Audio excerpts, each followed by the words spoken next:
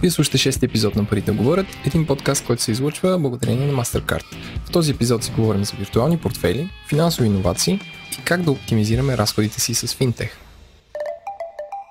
Здравейте, вие сте с 6-ти епизод на Парите говорят. Парите говорят един съвместен проект на Говори Интернет. Това е мрежа от независима мрежа за подкасти в България и Капитал, който проект се реализира с подкрепата на MasterCard.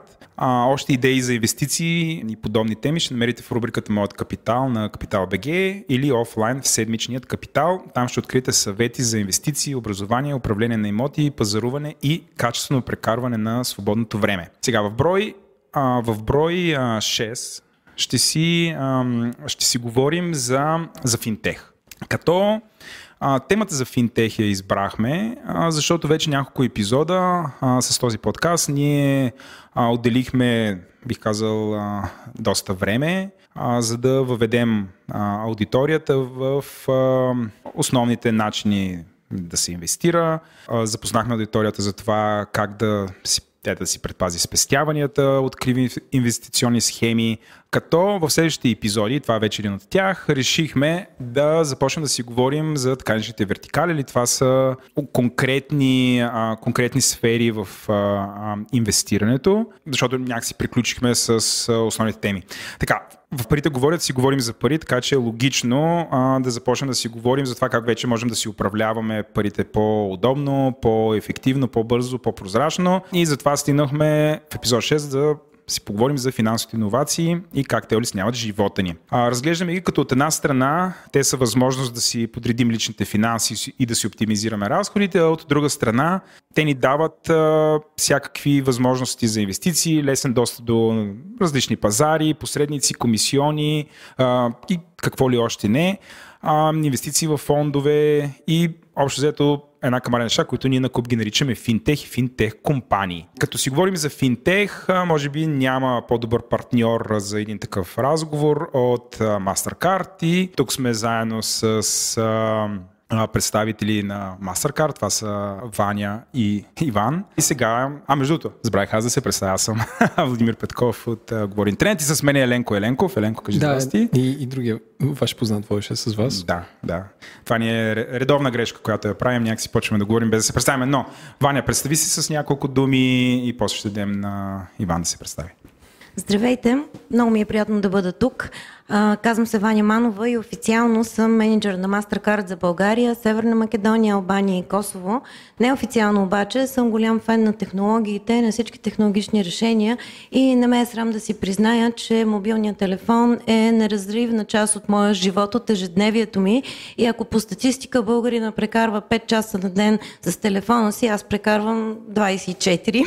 Ужас! Не е ужас, защото технологиите не са толкова лошо нещо, аз мога да кажа. Всичко зависи от начина, по който ги използваш. Така че това е като силата. Силата има и добра, и смисъл и бяла, и черна страна, също и с технологиите.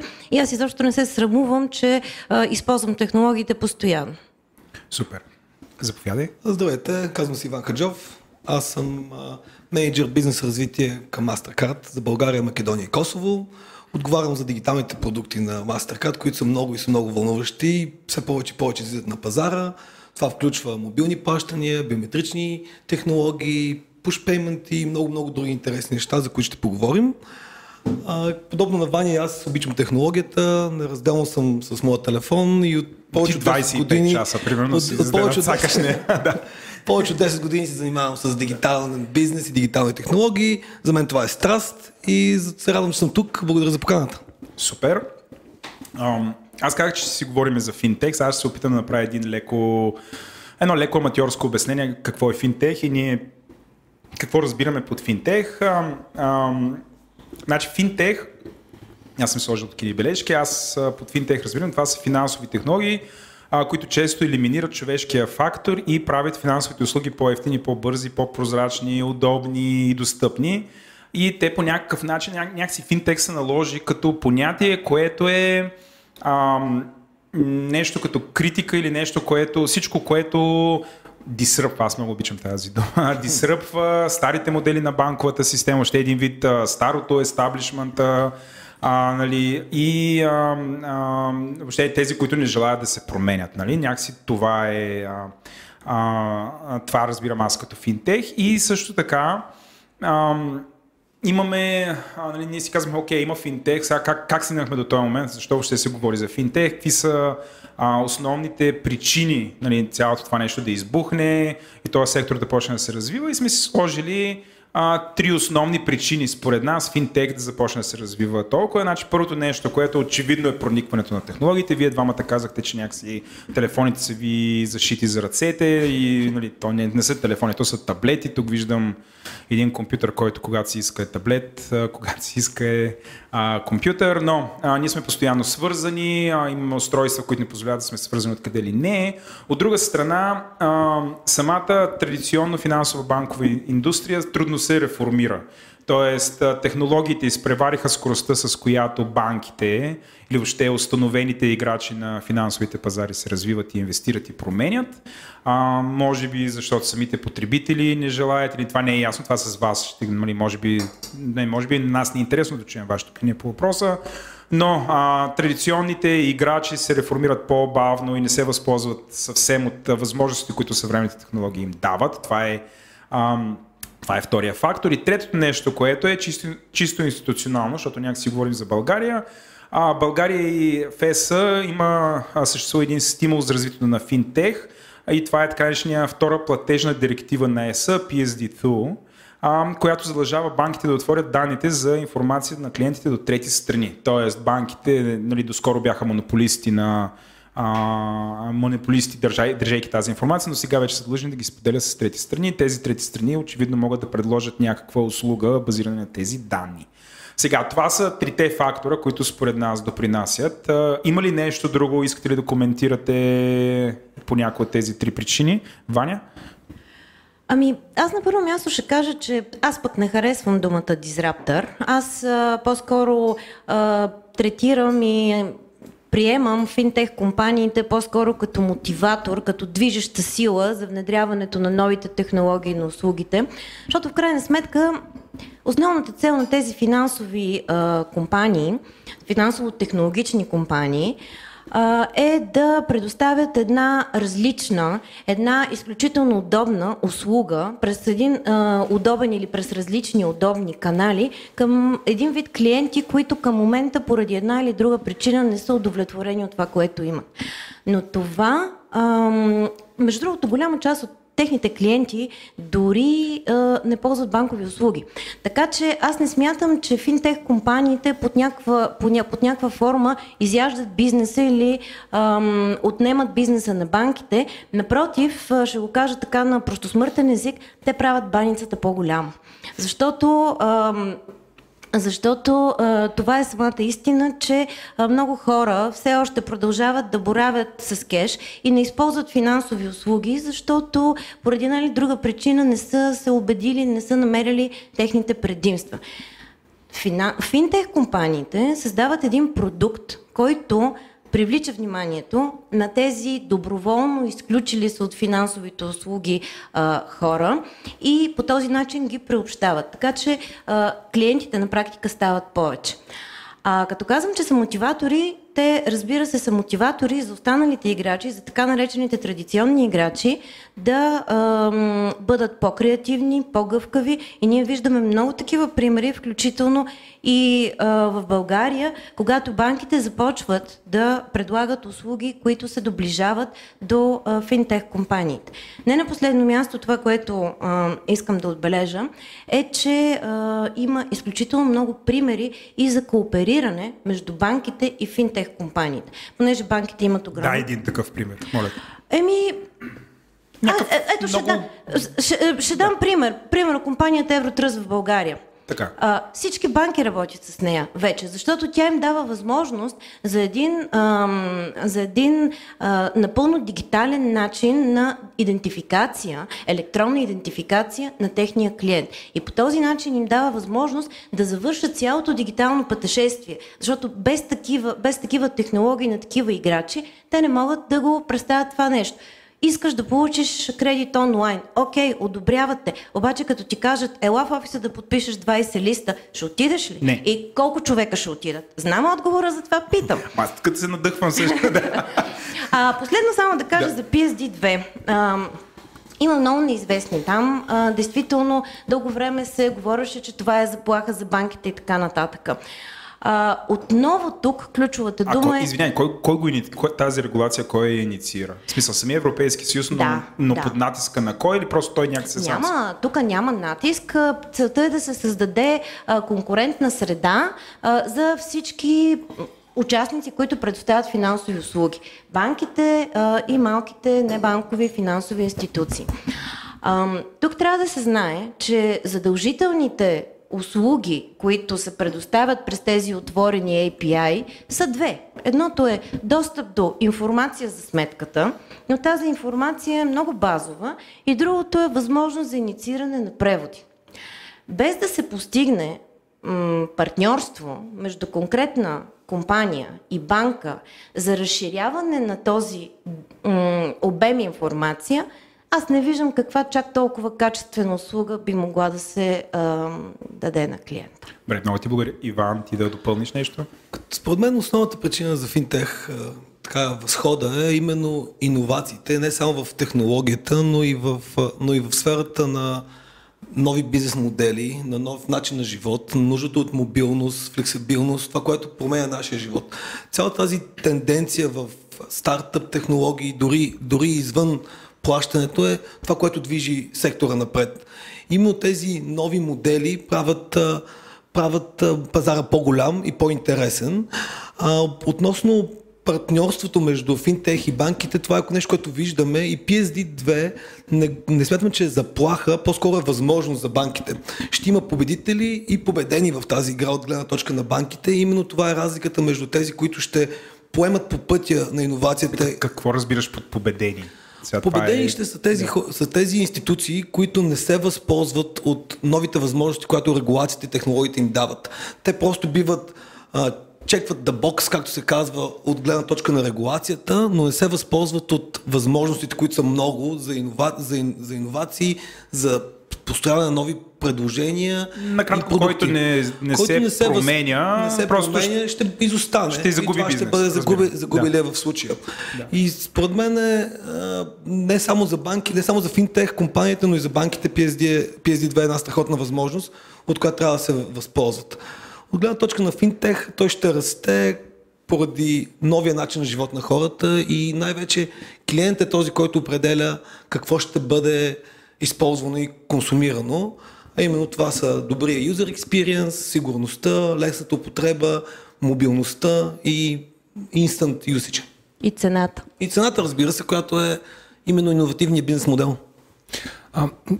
След следващите няколко минути може би да се опитаме да дефинираме основните видове финансови иновации, които съществуват, т.е. как това може да докосне крайния потребител. И тук сме си изборили 5 неща. Първото е платформи за онлайн и мобилно банкиране. Мисля, че всеки човек, който има банкова сметка в България, вече разписва отделно. Това е каморите някакси. Ама вече разписваш едни отделни неща, които са за мобилното, които са за банковото, но както и да е, през един paperwork все пак поставяш допълнително за това, но искам да кажа, че само до преди 2-3 години много банки нямаха мобилни разплащания. P2P предложения за разплащания, така наречените peer lending платформи, които позволяват кредити и депозити на базата на групови инвеститори, приложения за търговия с акции без комисионна и приложения за бюджетиране, виртуални банки и така нататък. От ваша страна други примери за, играчи на този сектор, ако не говорим за бизнес до бизнес и неща, които могат да докоснат. Иновации, които изредихме тук. Има ли нещо, което пропускаме? По принцип, финтех е доста обширно понятие и така чиста дефиниция трудно може да се определи. Много от компаниите слагат шапката на финтеха, тъй като просто през тях минават плащания. Иначе финтех обхваща голям брой компании, занимаващи се с разплащания, където е нашия основен фокус, но също така компания, които се занимават с инвестиции, с кредитиране, с застраховка, има застраховки, така наречени InsurTech, технологични компании, които адресират регулацията, RegTech. Има най-различни иновации в сферата на user experience, savings акаунти, investment, charity, краудфандинг. Наистина, сферата е доста лудница някаква наистина и много от хората, дори и самия e-commerce, компаниите, payment service провайдерите, също финтех компании, доста обширно и наистина доста интересно. И това, което го прави най-атрактивен сектор за инвестиции през 2018 и 2019 година в световен мащаб, финтех е привлекал най-много инвестиции не случайно, защото именно там е... Колко са? Може да За съжаление, цифрата най-много спрямо кой? Спрямо всеки друг отрасъл. Добре. Има информация, за съжаление нямам конкретни цифри, но може да се погледне. Тук аз бих реферирала, т.е. не бих реферирала, бих посъветвала, който действително се интересува от точни цифри. На сайта на Европейския банков орган има много подробни репорти, те са периодични репорти и всякакви пейпъри, свързани с развитието на финтех, в това число не само цифри, трендове, но също така анализи на общия лендскейп и на това какви са техните, да кажем, проблеми, ползи, от чисто регулаторна гледна точка и така нататък. Аз ще дам още един пример за финтех, един пример, който аз много харесвам. Това е с така наречените маркетплейси. Това са платформи, които те самите не предоставят услуга, обаче събират различни оферти финансови на различни компании. Веднага ще дам пример. Това е компанията Raisin, която е германска. В нея участват две български банки. Едната е БКБ, другата е Първа инвестиционна банка. Съжалявам, ако има и друго, но това много лесно може да се провери. Тази компания на практика предоставя, свързва клиенти от чужди пазари с банки от други пазари. По отношение на предоставяне на депозити. Но това нещо го има по отношение на кредити, по отношение на всякакви други продукти, застраховки, каквото се сетите. Но това, което е ценното, че на едно място клиента има информация и може да сравни оферти и да направи своя избор. И тук пак ще дам отново един пример, който е пример за... ние говорим за единен европейски пазар. Очакваме и очакванията са услугите да бъдат еднакви в рамките на целия Европейски съюз. Това, за съжаление, не винаги може да се случи заради различните вариации, макар и малки, в законодателствата на отделните държави членки. И веднага ще ви дам примера отново за тази платформа Raisin, където те казват, че заради невъзможността все още електронно да се подписват и да се удостоверяват подписи на клиенти пред български банки, самото ползване на услугите на българските банки в платформата е затруднено. Докато в държави, където този процес чисто легали е установен, регулиран, там всичко върви изключително лесно. Как според вас банките гледат на финансовите иновации? Инвестират за свои услуги, се опитват да ги конкурират или поглъщат направо финтех стартъпи? Мисля, каква е динамиката между тях? Защото сега ги разграничихме. Всички варианти са абсолютно възможни. Ние сме свидетели на това. Има редица примери за партньорства. Аз не искам да споделям тук за България, защото те не са финализирани, но действително знаем, че има разговори между големи български банки с малки финтех компании, които пък имат безкрайно добра технология и разговорите са в посока не придобиване, а точно коопериране. White labeling, например. Има такива примери дори. И понеже ние говорим само за банки и за финтех, нека не изключваме и другите играчи, които също предоставят такива услуги. Ето, ние сме свидетели, понеже обичам да говоря с примери. Отново ще дам примери отново от България, защото наистина нивото на технологиите тук в България е изключително добро и ние много се гордеем с това нещо. Но ето ще ви дам пример с мобилния оператор А1, който миналата година пусна свой собствен дигитален портфейл със своя собствена карта и предлага също така различни видове разплащания.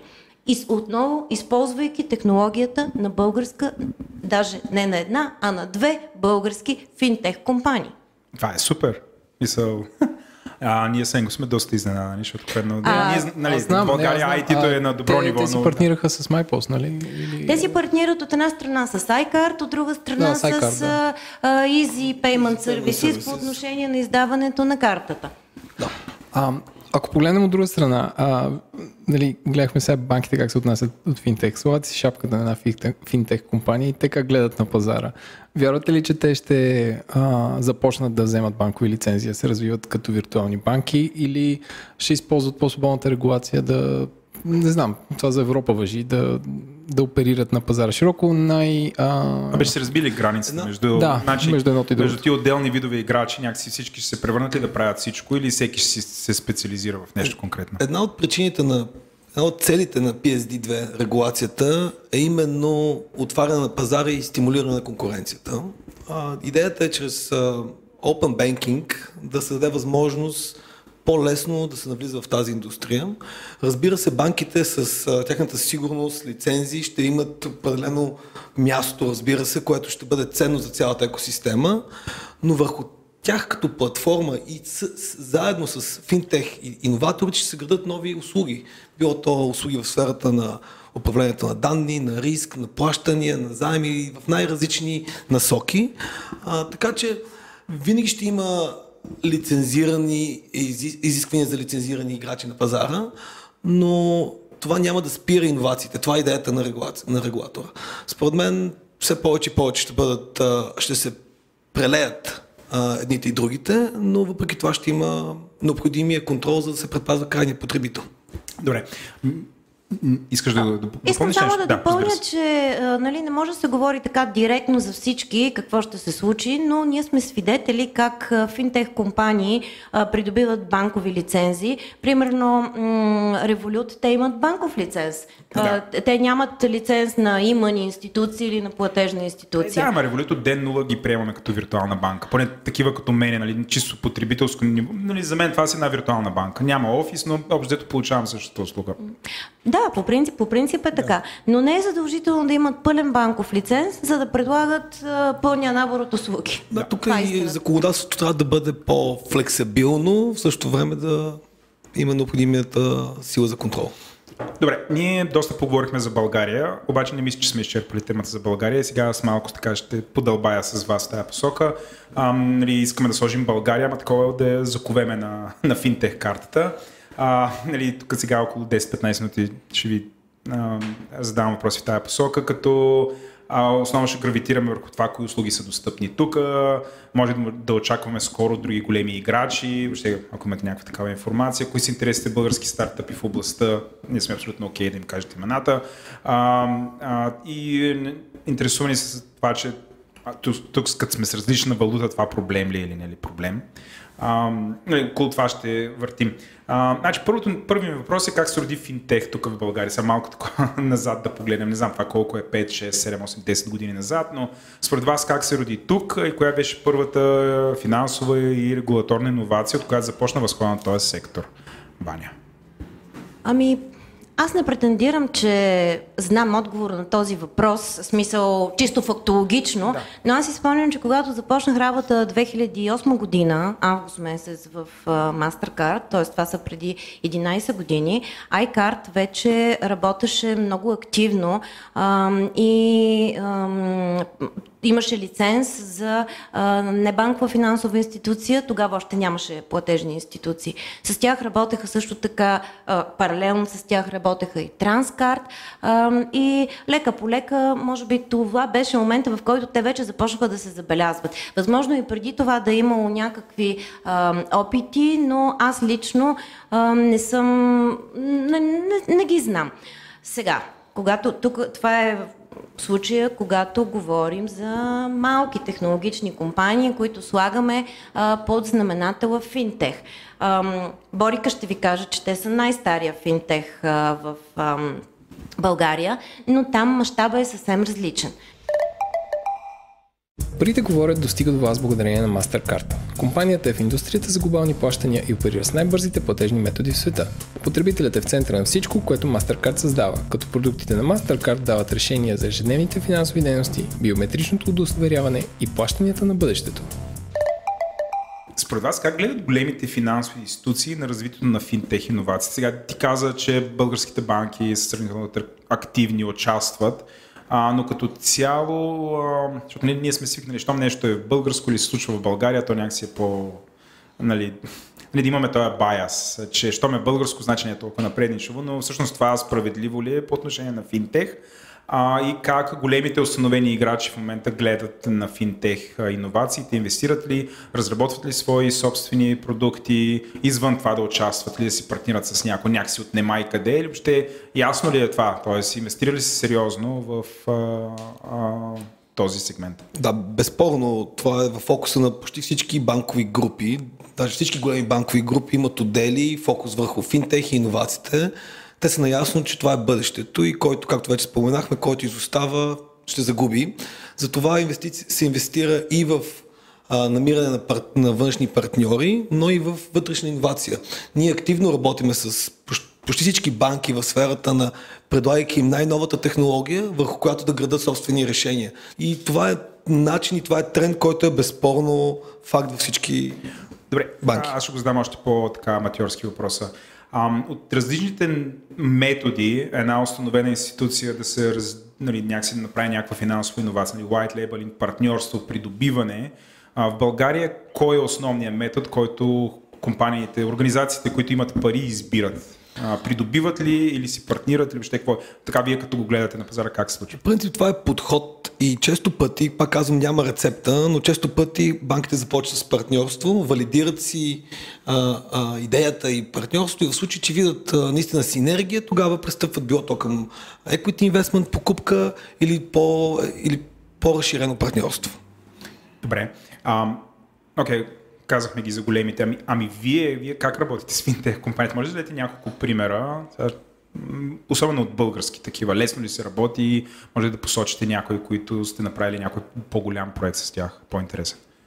Ние третираме финтех компаниите и изобщо всички небанкови наши партньори по същия начин, както работим с банките. Нашата технология е една и тя е достъпна за всички. Иван спомена колко много и различни технологии, иновативни, ние създаваме.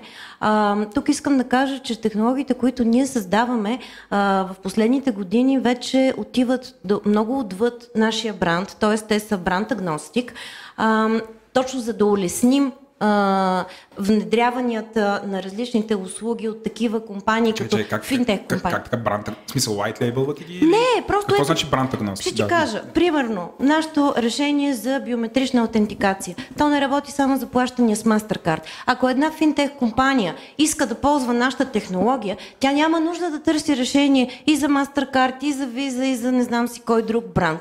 Работи с нас и получава всичко. И нещо повече, не само, че може да аутентикира плащанията с всичките брандове карти, но тази аутентикация може да използва за достъп до веб портал, за достъп до мобилно приложение, за потвърждаване на плащания и така нататък и така нататък. Добре, това само характерно за MasterCard ли е, нали, за да си го представям като играч? В смисъл, сходните компании на MasterCard, и те ли имат подобен подход? И те ли така, нали, техните технологии са бранд агностик или това е нещо, което е уникално за вас като играч на този пазар? Сега ще излъжа, ако кажа, че ние сме единствени и неповторими.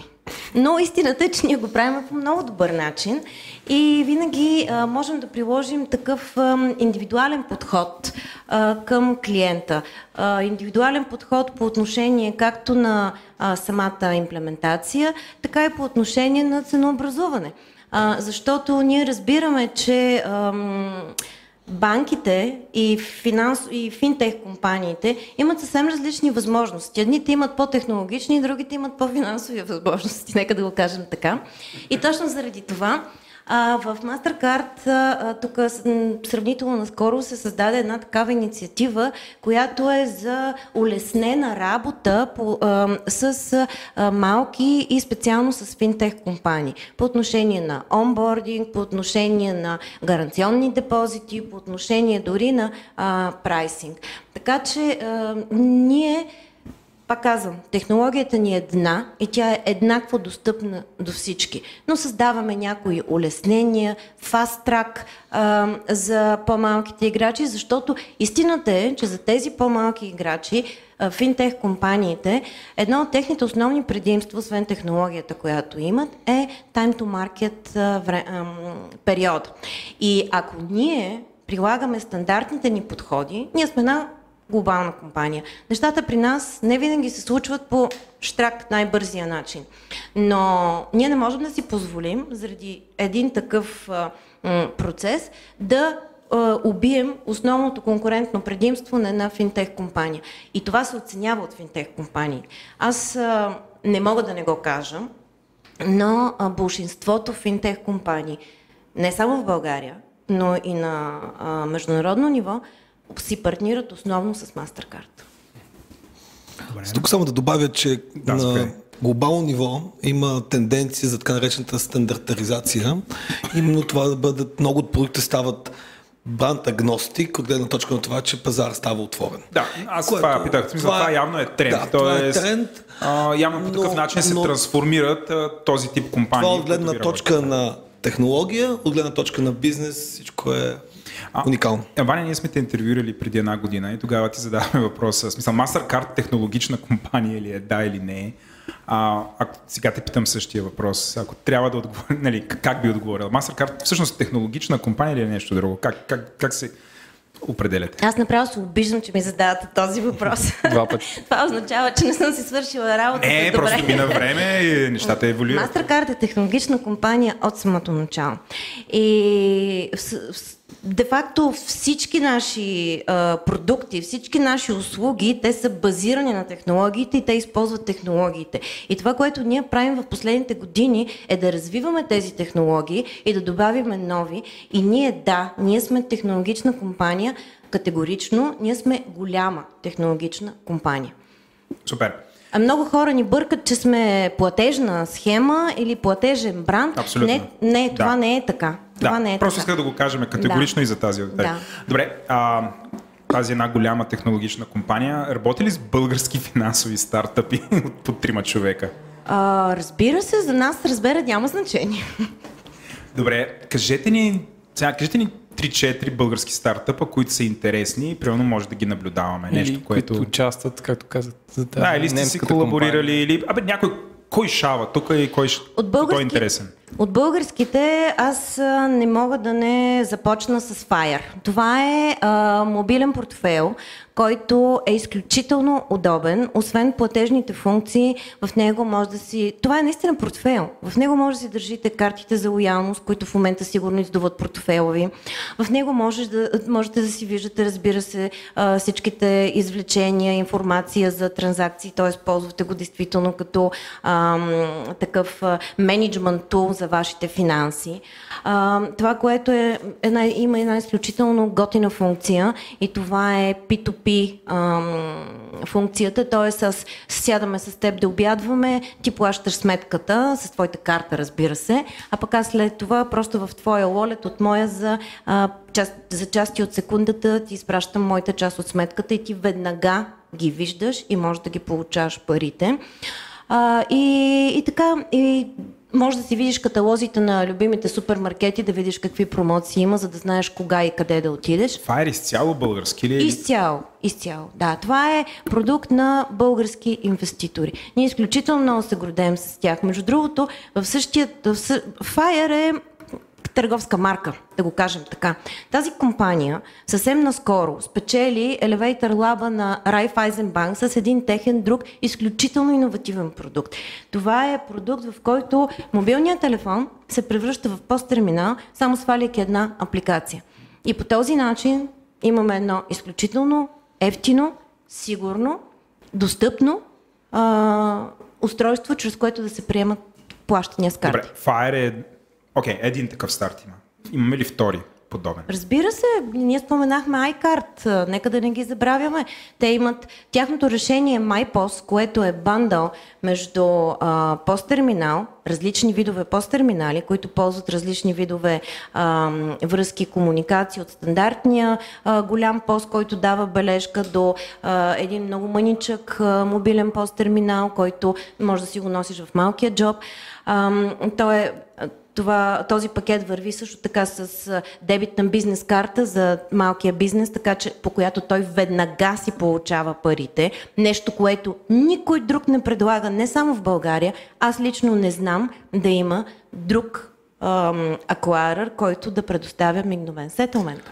Аз само да кажа, че с другата ми шапка ние организираме състезания Спортен клуб Бегач и сме ползватели на първите 5 прототипа на MyPOS, точно които са касов апарат и POS-терминал в едно. И всъщност е супер удобно, защото до сега винаги като отидеш дори най-малкото заведение квартално и каквото и да е като има, винаги има един POS-терминал, едно издава касови бележки и е някаква голяма бутаница. А това нещо представи си един Android телефон и отзад има нещо като мини принтер, който бълва една бележка и приема безконтактни плащания и само цъкаш и излиза. И всъщност това, което е най-яко, защото преди това имахме някакъв безумен, хем търсих да е смислен касов апарат на Daisy, че интерфейса на това е супер. В смисъл, штракаш си, дневен отчет, той излиза. В смисъл, всеки, който се занимава с касов апарат, знае, че интерфейсите са може би от 70-те години, нали, с тези копчета. Общо казвам, и аз това ще да кажа, че MyPOS, тяхната услуга е супер и те ти дават MasterCard, мисля, бизнес MasterCard. Точно. Към това нещо, която ти като платиш и парите са там. В смисъл, ако сега ти продам нещо за 500 лева, имам 500 лева в сметката. Точно това има предвид от мигновения сетълмент. Няма друг акуарър, който да предоставя тази услуга. В момента, в който търговецът получава плащането, той да може да ползва парите. Но аз много се радвам, че ти потвърждаваш, нали, думите ми, защото това е самата истина. И аз миналата година си говорихме с вас за таксиметровите шофьори. Нека да отворя отново темата за таксиметровите шофьори. Да стигнем до истина. Защото те са наистина един много показателен пример как, ако технологията е употребена по правилния начин, тя се ползва от различни видове хора. Вие знаете ли таксиметровите шофьори как боравят с POS-терминалите? Вие виждали ли сте таксиметровите шофьори как си скролват по таблета и си гледат транзакциите? Аз да. И това е нещо, нали, което те правят толкова естествено, но пак защото технологията е направена като хората, не с интерфейса на 70-те. Добре, казахме 3 неща. Иване, ти искаш да добавиш някоя? Да, той има доста интересни компании на българския пазар. Аз безспорно смятам, че трябва да една компания, която трябва да се наблюдава, това е Евротръст. Те предлагат наистина иновативно решение за дистанционно подписване на документи, както и онбордване или отваряне на банкови сметки, както и цялостна дигитализация на бизнеса. Това е решение, наистина може да отвори доста възможности не само на финансовия, банковия сектор, но и много други. Те имат статус на Qualified Trust Service Provider, което на финансови сектор тук в България или тези хора имат потенциал Европейски съюз? Европейски съюз и Beyond. Технологията е наистина доказала се и е доста интересна компания, която има голям потенциал според мен. Безспорно в комбинацията между технология и правна и регулативна инфраструктура, която имат, ги правят уникална компания с голям потенциал.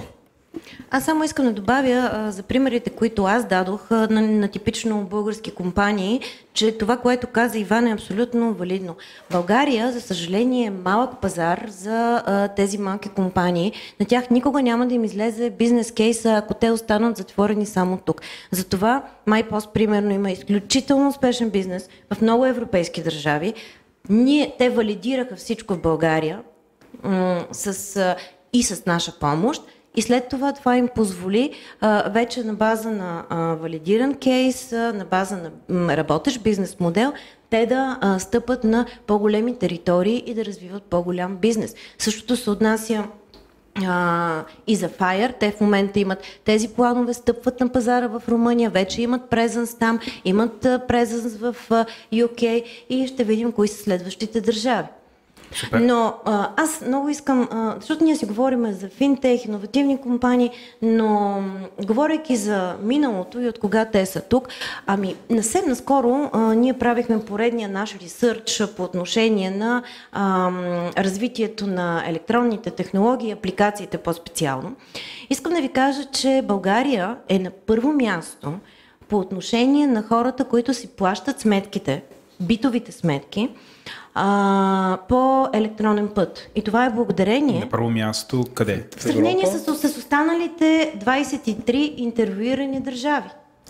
Какви са те, европейски държави? Европейски, да. Европейски, това се нарича европейски тръст барометър. Ставаше дума за доверието в апликациите, електронните технология и дигиталните... България на първо място за плащане на битови сметки. За плащане на битови сметки. И това е благодарение точно на една такава финансово-технологична компания, ePay, предполагам, всички вие сте чували, и която вече 20 и няколко години е на пазара и предлага това решение. Аз си знаех, да, но всъщност има смисъл да е такова. Част от въпросите са ни как, ако погледнем човека, който ползва, може да не знае, че ползва финтех услуги, как помага да оптимизираме разходите си. Аз моя сблъсък с финтеха, пример ще дам, 2009 година отивам, 2007 година, аз ни приятели ме водят, те са от Полша и ме водят в бар в Варшава. И те черпят някакви напитки, аз викам, чакай сега ще ви почерпя, отивам и удряме ни злоти на бара и в този момент на такова като... Тази история може би съм разказвал. Мога да си представя. Не, но все едно диджея така... Конфуз, нали? Да, ставам с конфуз, нали? 2007 година, такова, все едно спира музиката и бармен ме поглежда и така. И ми прошепва, тук работим само с карти, аз съм така, буф. 2007 година Варшава. 2007 година Варшава. И аз така, имах едни 3 секунди, така гледах в нищото и после си казах, брей, тук означава, че всички се осигуряват на пълна заплата, че икономиката е напред, така. Това от едни напитки до световния мир, нали, как се развиват нещата. Как според вас финтех решенията помагат да си оптимизират разходите? Лесният ми пример е като ползваш само една карта, която има ап и в момента, който платиш нещо. То е ясно какъв тип е, даже повечето апове ти го сортират, дали са напитки, дали е нещо друго. И ти реално можеш да имаш история, или да използвам българската дума history за това, за какво си харчил парите и в края на месеца можеш да правиш някакви равносметки. Какви според вас са, нали, прозрачността до какво води? Тоест, променят ли се навиците на хората, когато ползват такива услуги? Или ако може да споделите някаква статистика от ваша гледна точка, какъв тип транзакции се минават през MasterCard и са свързани с такива решения? Когато става дума за контрол и оптимизация на личните финанси, не е достатъчно само да виждаш какво харчиш.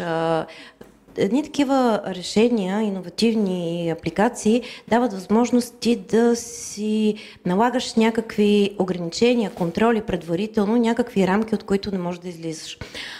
Като например, може да си дефинираш сума, която да теглиш на банкомат за месец, за седмица. Може да си дефинираш колко да харчиш в e-commerce, защото някои хора се пристрастяват. Също се отнася за, примерно, дрехи, обувки, може да се наложат лимити. И така. И тези лимити са на практика действително динамично могат да се променят и по този начин човек може да си контролира начинът, по който си харчи парите. Другото нещо, което ние споменахме, Open Banking. Open Banking ще даде възможност ти да имаш няколко карти от различни банки, но благодарение на тези отворени API към системите на банките, този ап може да обединява информацията от различните банки. Така че това също е една опция. Само искам да вметна, че реално погледнато, като говорим за оптимизация на финансите, ние не трябва да мислим за оптимизация на финансите само на крайния потребител, човечето.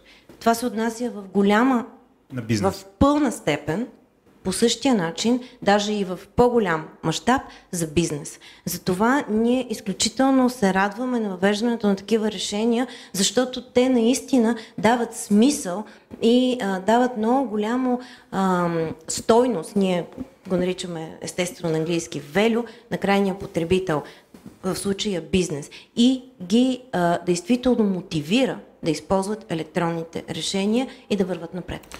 Само да добавя, като допълнителен индиректен начин за оптимизация на разходите, именно това е удобството и спестеното време, а ние знаем, че времето е пари. Това е факт и за крайния потребител и за бизнеса. Когато нещо става бързо, лесно, не трябва да ходиш лично до банката или да отидеш някъде конкретно, ти спестяваш време за транспорт и най-вече най-ценното, което всички имаме, именно времето.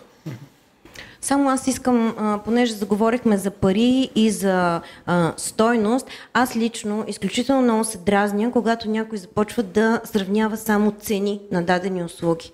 Много важно е какво ти се предлага. Това е все едно да сравняваш цените на колите. В края на краищата тези коли са различен бранд, различен клас, имат различно оборудване, носят ти различен вид емоция. В днешно време хората са готови да плащат и за емоции. Да, обаче, понеже сме в България, тук ценичката винаги... крайно време е да се превъзпитаме в интерес на истина. И аз не съм съгласна ние да цепим стотинката, примерно, на едни такива услуги, които де-факто подобряват нашия начин на живот, а в същото време да ходим да пием кафе на центъра, на Витошка и да дадем 4 лева за кафе, вместо да го пиеме за 1 лев, нали? Така е. Ако трябва да...